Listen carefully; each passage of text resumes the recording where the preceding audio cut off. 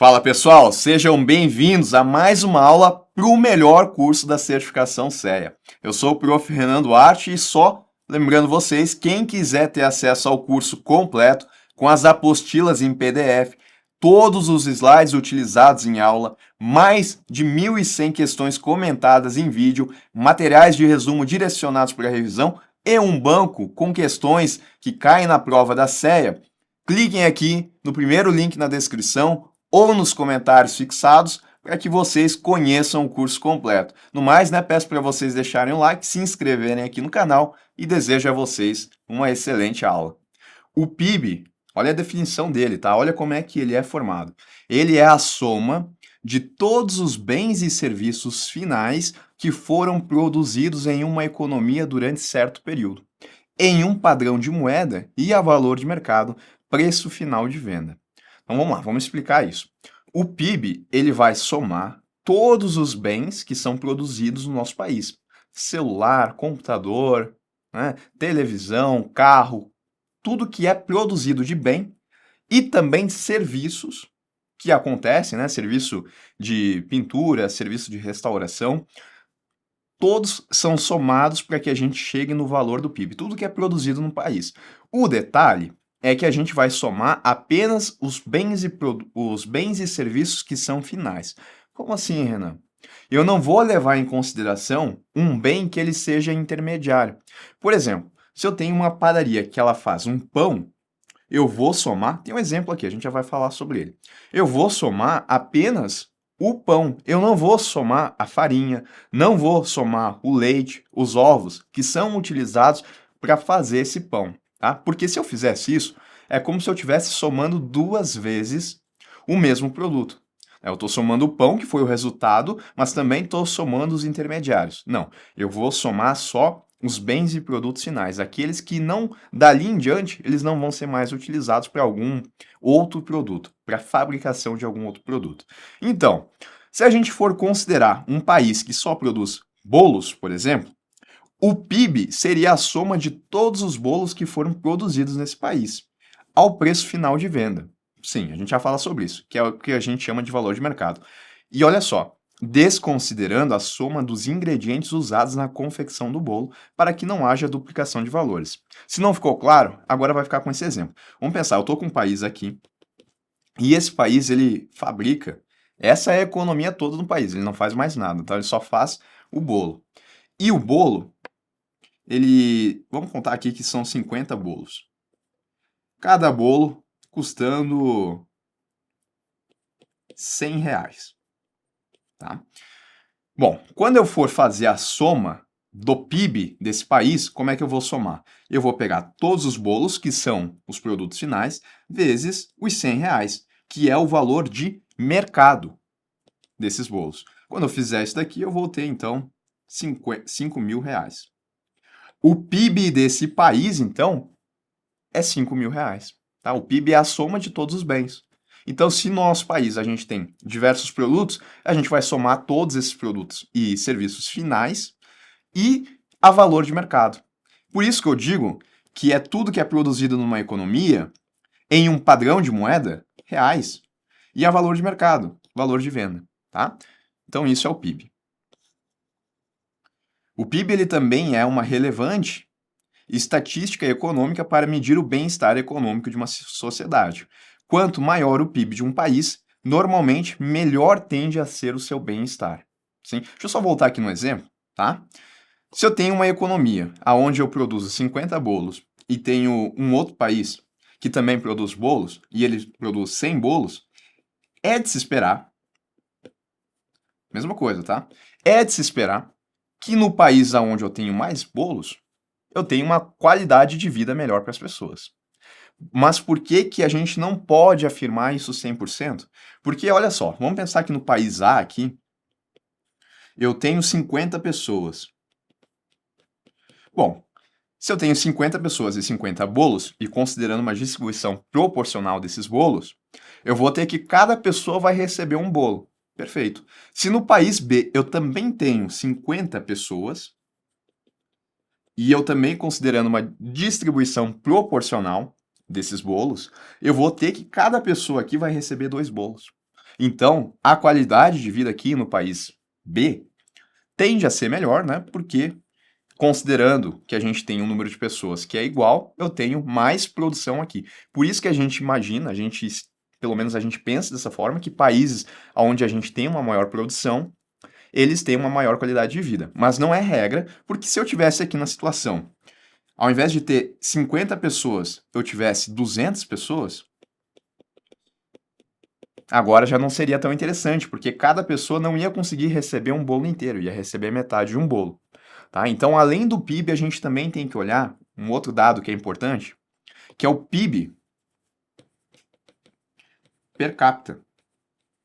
Ou, em outra forma falando, é a divisão da produção total pelo número de pessoas daquele país. E aí já começa a ser considerado uma medida mais eficaz para medir a qualidade de vida das pessoas, porque daí a gente consegue ver, então, que essas pessoas têm mais acesso a produtos e serviços, têm uma renda maior. O detalhe é que é apenas uma medida, a gente também tem que ver como é que é a questão de distribuição da riqueza desse país para essas pessoas. Aqui no exemplo que eu coloquei, é muito simples, né? Eu estou considerando uma distribuição totalmente proporcional, o que na prática a gente sabe que não é. Alguns países têm mais concentração de riqueza em algumas partes da população e outros têm um pouco menos. Então, outros critérios também têm que ser levados em consideração. Mas, de maneira geral, a gente pode falar, sim, que quanto maior o PIB, maior é a expectativa que a gente tem de que as pessoas tenham um bem-estar melhor. Tá? E só mais um detalhe, antes de eu falar aqui das formas de calcular o PIB, lembrem que eu falei que ele é a soma final, né? A soma dos bens finais, a preço de mercado. Isso porque quando eu considerei o bolo aqui, eu considerei o preço final de venda do bolo e só isso. Se para esse bolo eu precisava, por exemplo, de, não sei, não sou especialista, né? Mas vou colocar aqui farinha, leite, açúcar, eu imagino.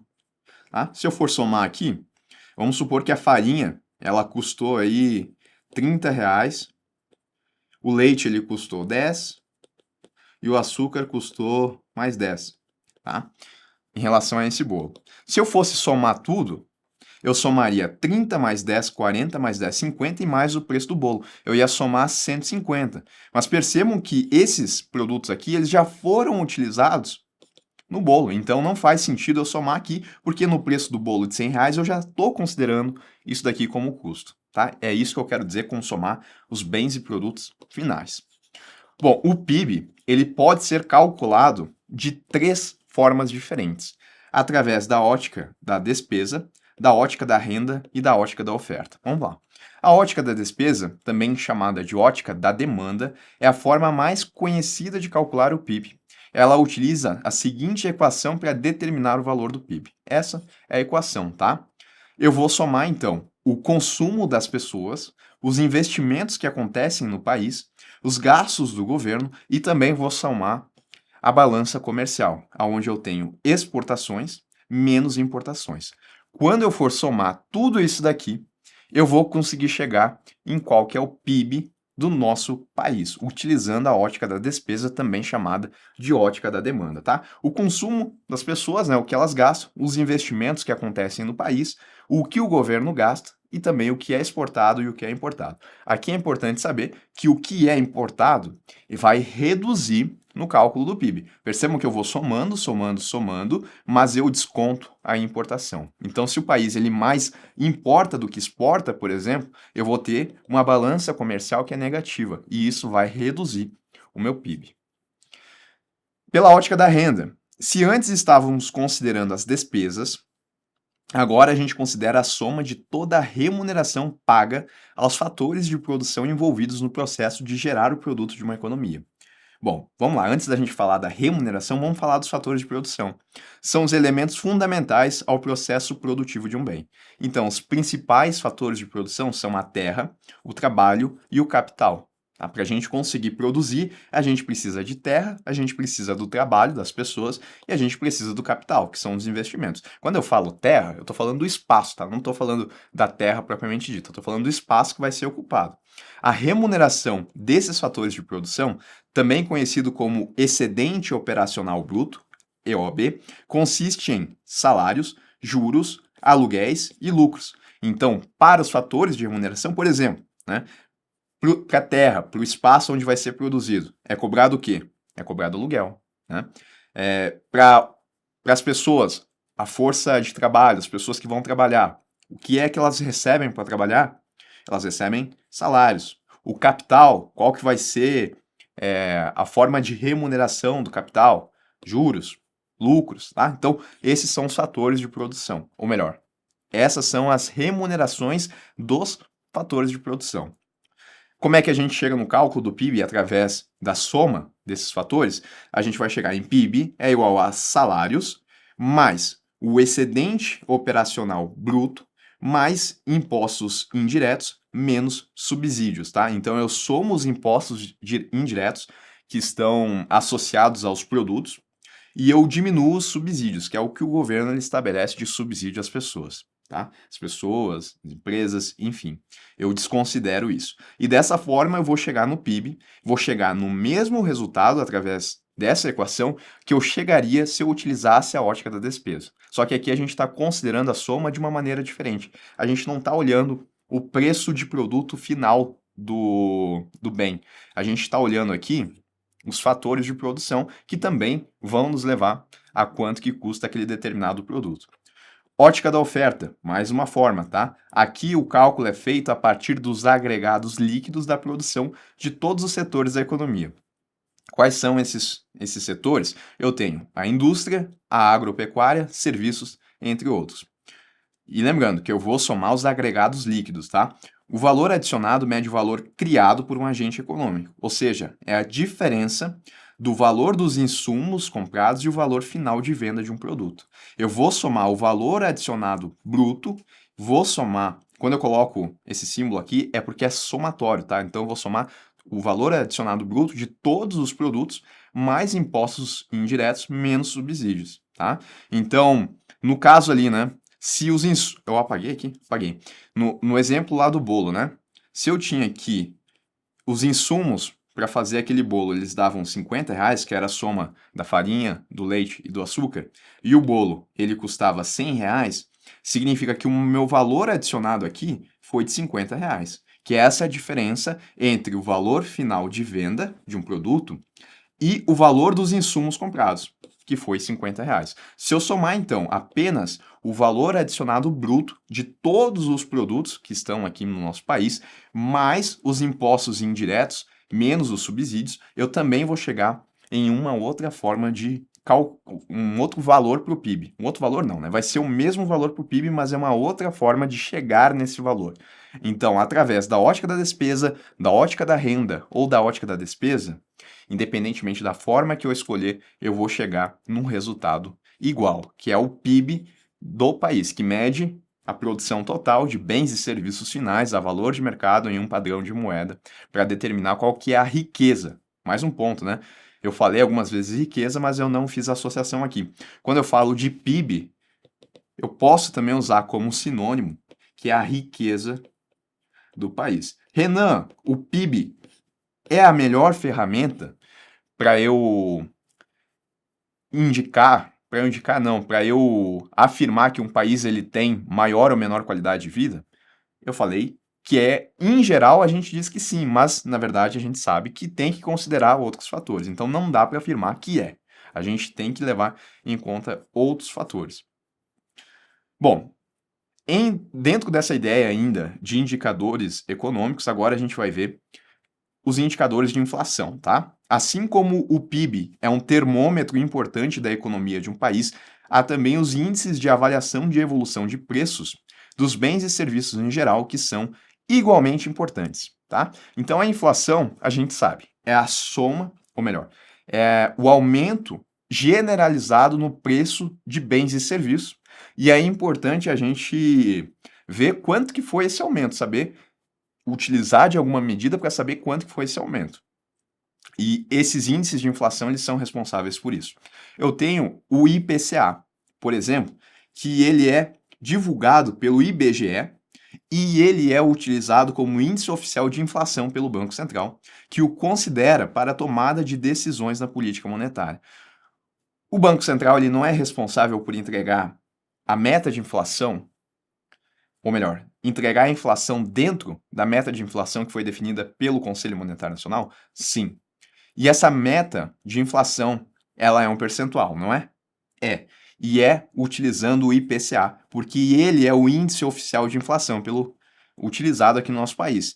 Então, se o CMN ele falou que a meta é de 4%, isso significa que é 4% de inflação considerando o IPCA. Não é considerando o IGPM, não, é considerando o IPCA, porque o IPCA ele é o índice de inflação oficial aqui do nosso país, utilizado para a política monetária.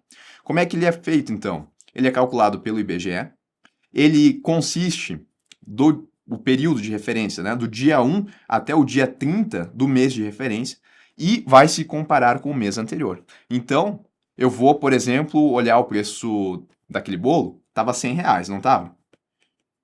Aí, isso no mês anterior, agora eu vou avaliar do dia 1 ao dia 30, quanto que está esse preço.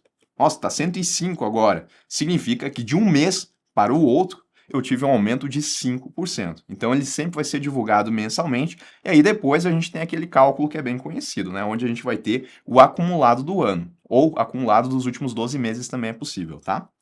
Custo médio, assim, tá? Ele vai levar em consideração, então, o custo médio de vida de famílias com renda mensal de 1 a 40 salários mínimos. Então, eu não vou olhar um produto só, eu olho uma cesta de produtos.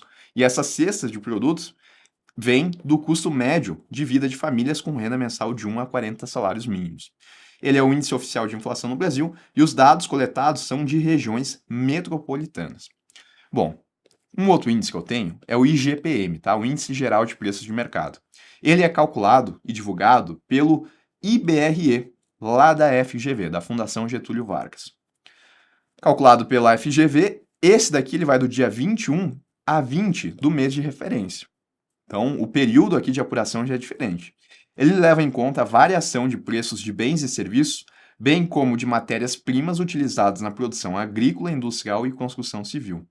Ele é muito utilizado como indexador de contratos, né? Por exemplo, então, utilizar como indexador de contratos de aluguel, pode acontecer. Ele é a média aritmética ponderada de inflação ao produtor, o IPA, do IPC, que é o do consumidor, e da construção civil, o INCC. Ele é uma média desses outros três índices, tá? Então, funciona assim. Eu levo em consideração 60% para o IPA, que é a inflação ao produtor, levo 30% para a inflação ao consumidor e 10% para o INCC. Por isso que é uma média ponderada, porque eu coloco pesos diferentes para cada um desses indicadores. Fazendo a média ponderada aqui, eu vou chegar, por exemplo, em qual que é o IGPM. Então percebam que a forma de cálculo é bem diferente. Quando eu falar em média aritmética de IPA, IPC e INCC, eu estou falando do IGPM, que é calculado pela FGV. E quando eu falar em um custo médio de vida de famílias com renda mensal de 1 a 40 salários mínimos, é porque eu estou falando do IPCA, que é calculado pelo IBGE. Bom, ainda avançando aqui nos indicadores, eu tenho a taxa de câmbio. Sim, olha só. Ela é o preço de uma moeda estrangeira medido em unidades de moeda nacional. Então eu vou comparar, por exemplo, reais e dólares. Tá aqui, ó. Se eu tenho a seguinte cotação, né, para cada real, aliás, para cada R$ 5 eu consigo comprar $1, isso significa que eu estou comparando o preço de uma moeda estrangeira medido em unidades da moeda nacional. Outra forma de expressar isso que eu coloquei ali seria assim: para cada $1 eu preciso de R$ 5. Então, eu acabei de medir quanto que é o preço dessa moeda estrangeira em unidades de uma moeda nacional, de uma moeda doméstica. É comum o mercado utilizar a nomenclatura XYZ, ABC, para indicar qual o par de moedas que está sendo observado. Nesse caso, ABC é a moeda de base. Então, aqui, dessa forma que foi expresso, tá? O BRL, que é o real, ele é a moeda de base, enquanto que o XYZ é a moeda de cotagem. Taxa spot é a taxa para a compra e venda imediata de moedas estrangeiras, vinculada a operações financeiras que garantem liquidez imediata no mercado à vista. Tá? Então, se eu, por exemplo, eu estou querendo saber quanto que está a cotação de reais para dólar naquele determinado momento, eu vou ter a taxa spot. É a taxa que efetivamente está sendo negociada naquele exato momento. Isso porque o nosso país ele não usa um regime de câmbio fixo. O preço da cotação fica variando a todo momento, porque depende do que a gente chama, eu vou destacar aqui, ó. Isso depende da demanda e da oferta. Se mais pessoas estiverem querendo comprar dólares, o preço do dólar ele vai diminuir. E eu vou ter uma valorização cambial. Eu posso sair aqui da situação A e ir para a situação B, por exemplo, se eu estou com a demanda mais aquecida por dólar.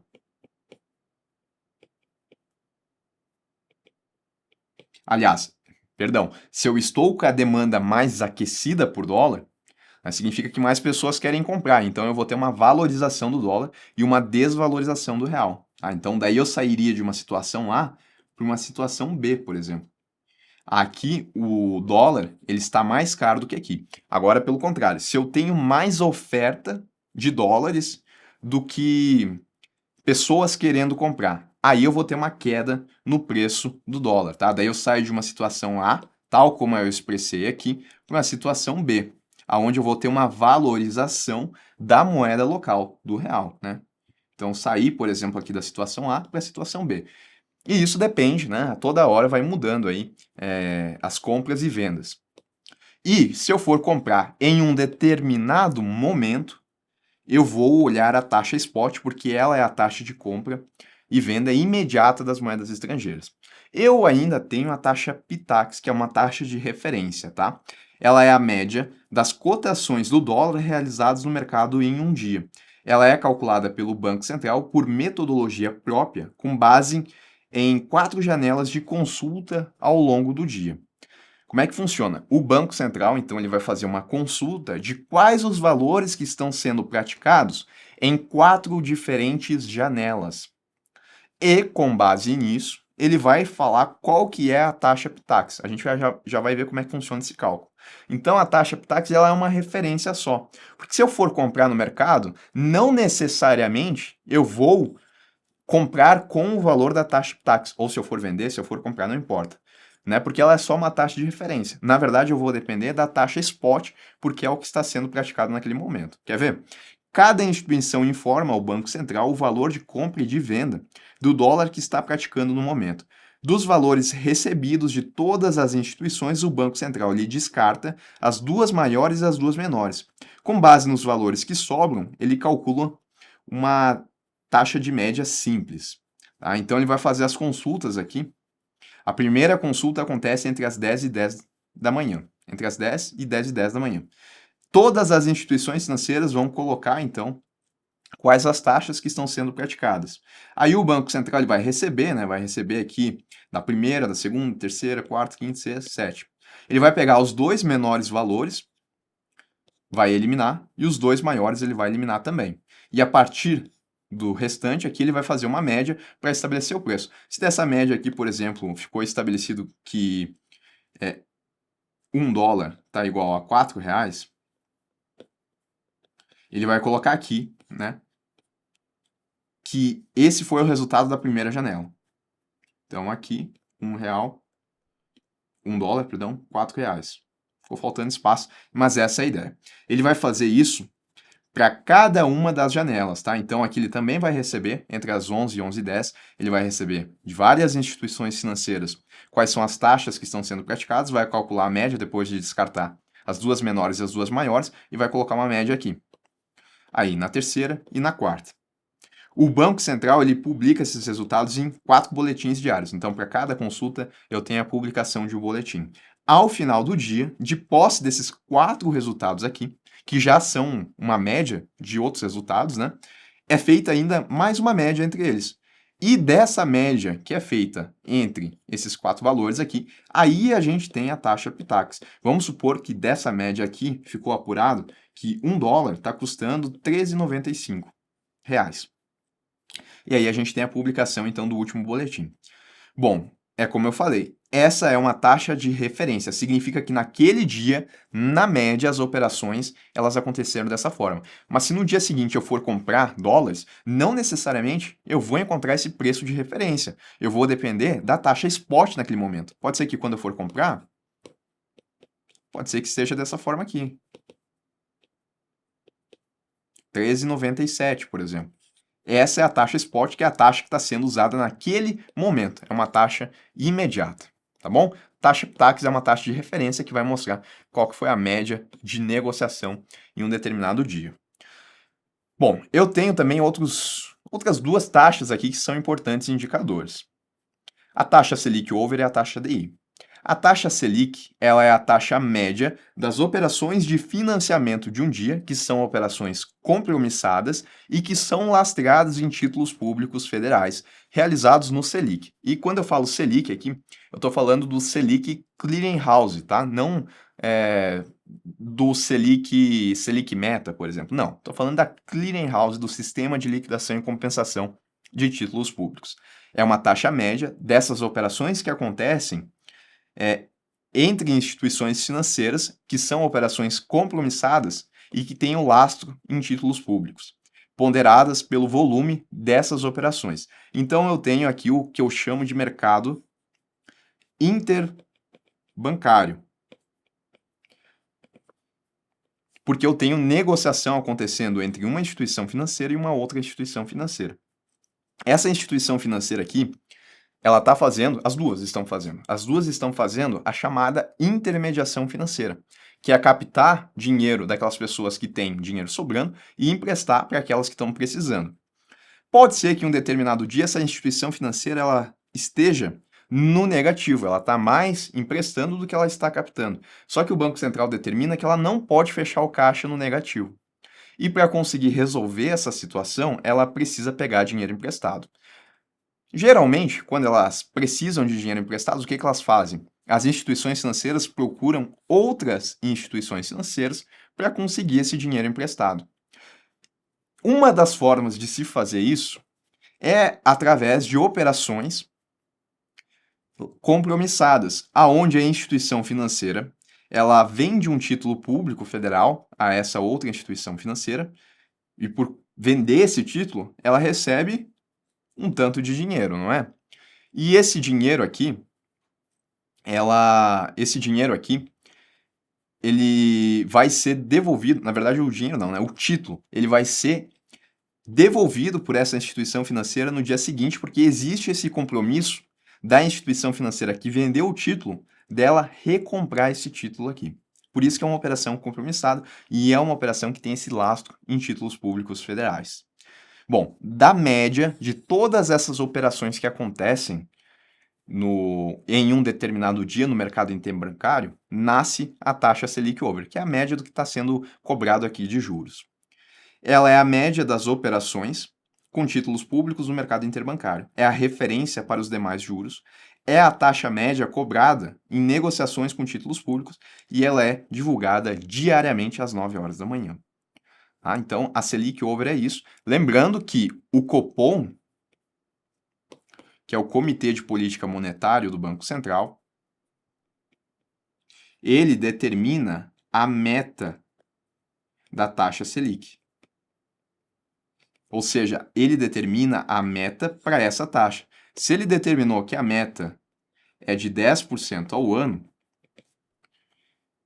ele vai ter que olhar quanto que está sendo praticado em um determinado dia, por exemplo. Vamos supor que a média apurada aqui foi de 9,50%. Essa foi a média da taxa Selic Over apurada em um determinado dia.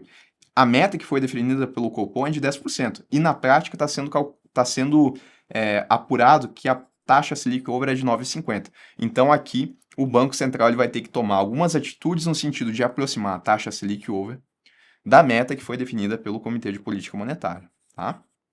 Do outro lado, eu tenho aqui a taxa DI, que é a média das taxas de juros cobradas entre instituições do mercado interbancário nas operações de emissão de depósito interbancário pré-fixados, com prazo de um dia útil registradas e liquidadas na B3. A mesma história, tá? Eu também tenho uma instituição financeira que está precisando de dinheiro e ela vai ao mercado interbancário solicitar dinheiro emprestado para outra instituição financeira. O detalhe é que ela não vai utilizar título público federal, tá? Deixa eu apagar aqui.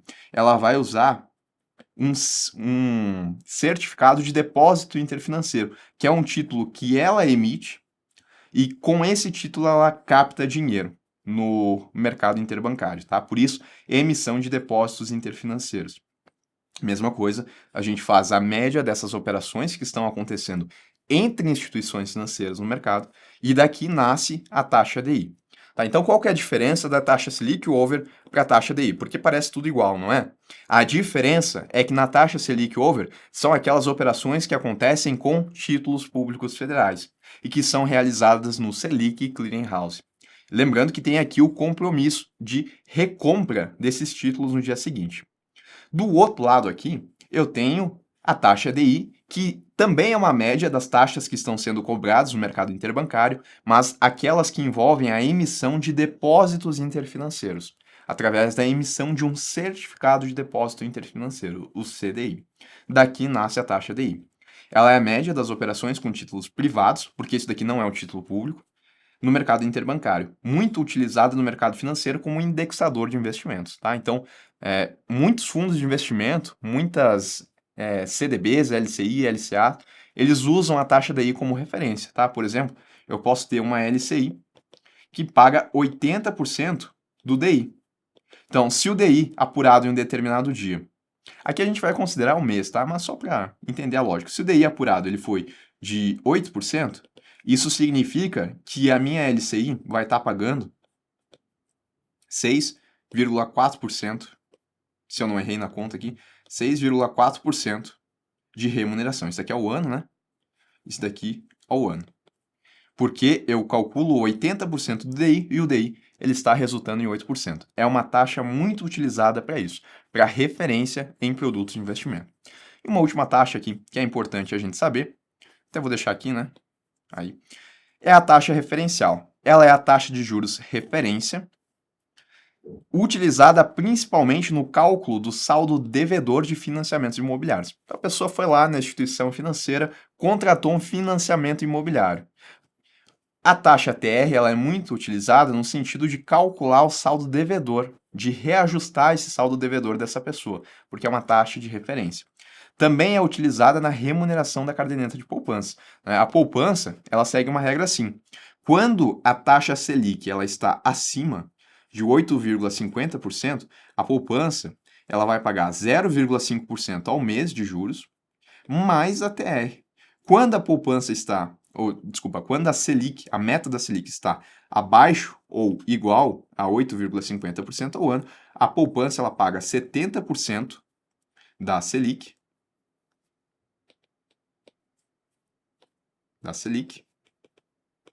mais a TR. Ou seja, nas duas situações aqui, a poupança ela utiliza a taxa referencial para calcular qual que é o rendimento. Além disso, também é uma taxa utilizada na remuneração das contas vinculadas ao FGTS. Tá? O FGTS ele fica lá depositado na Caixa Econômica Federal e para que se tenha a remuneração do FGTS também é utilizado a taxa referencial.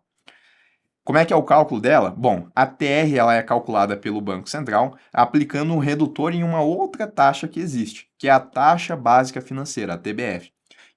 Essa taxa é a média das taxas de juros negociadas no mercado secundário com letras do Tesouro Nacional, a LTN. Então, das negociações que acontecem com esse título público federal, porque a LTN é um título público federal, a gente tem a taxa básica financeira. Da taxa básica financeira, aplicando um redutor, a gente chega aqui na taxa referencial. Tá aqui a fórmula, tá? Taxa referencial é 1 mais a TBF, aplica o redutor, depois tira o 1, né, porque a gente está calculando aí em percentuais, e aí a gente chega, então, em qual que é a TR.